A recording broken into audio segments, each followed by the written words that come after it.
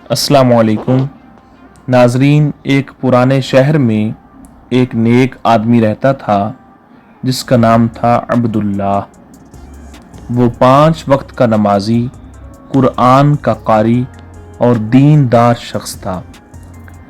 अब्दुल्ला के घर में अल्लाह ताला ने एक बेटा दिया जिसका नाम उन्होंने हमज़ा रखा।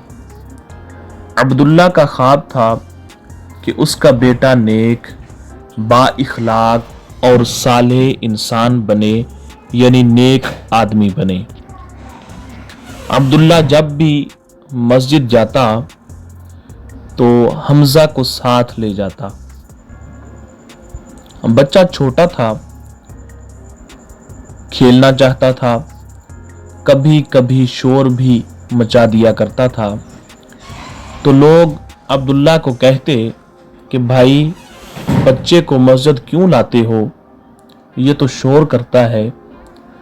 तो अब्दुल्ला मुस्कुरा कर कहता कि भाइयों, अगर ये मस्जिद में नहीं सीखेगा तो फिर ये कहाँ सीखेगा।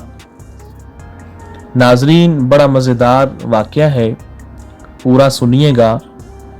एक दिन अब्दुल्ला ने देखा कि हमज़ा ने झूठ बोला तो वो अपने बेटे से सख्त नाराज़ हुआ, लेकिन मारने के बजाय बेटे को गोद में बिठाकर समझाया और कहा, बेटा, झूठ बोलने वाला कभी कामयाब नहीं होता।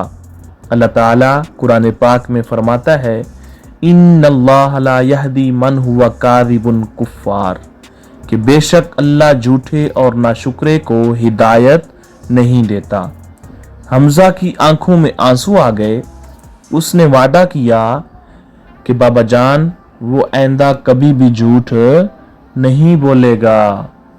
अब्दुल्ला की बीवी भी निहायत नेक और पाकीज़ा औरत थी।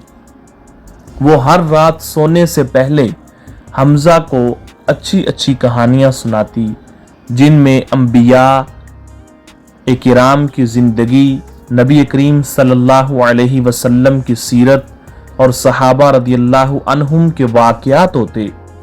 वो बेटे से कहती, बेटा, दुनिया के खेल ख़त्म हो जाएंगे, लेकिन ईमान और नेक अमल हमेशा बाकी रहेंगे। नाजरीन, आगे सुनिएगा। वक़्त गुज़रता गया, हमज़ा जवान होने लगा। दोस्तों ने उसे दुनियावी खेलों में लगाना चाहा। एक दिन कुछ लड़कों ने उसे कहा, चलो एक फिल्म देखने चलते हैं, नमाज तो बाद में भी पढ़ लेंगे। नाजरीन, यहाँ पर हमज़ा का दिल डगमगाया, लेकिन अचानक उसे अपने बाप की ये नसीहत याद आई कि बेटा, नमाज छोड़ने वाला सब कुछ खो देता है। तो ये बात यूं ही हमज़ा के जहन में आई।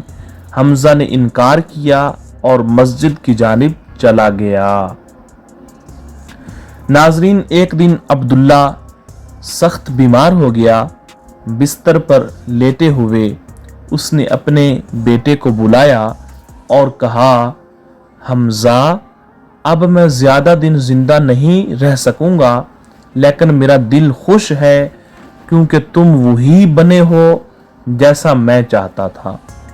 याद रखना, दुनिया का सबसे बड़ा सरमाया दौलत नहीं है, बल्कि ईमान और नेक तरबियत दुनिया का सबसे बड़ा सरमाया है। हमज़ा की आंखों से आंसू बह निकले।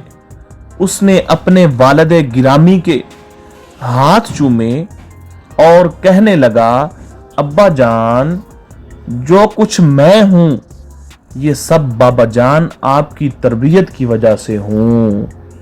नाजरीन, चंद दिन गुजरते हैं तो जो हमज़ा के वालिद थे अब्दुल्ला, इस दुनिया से रुखसत हो जाते हैं।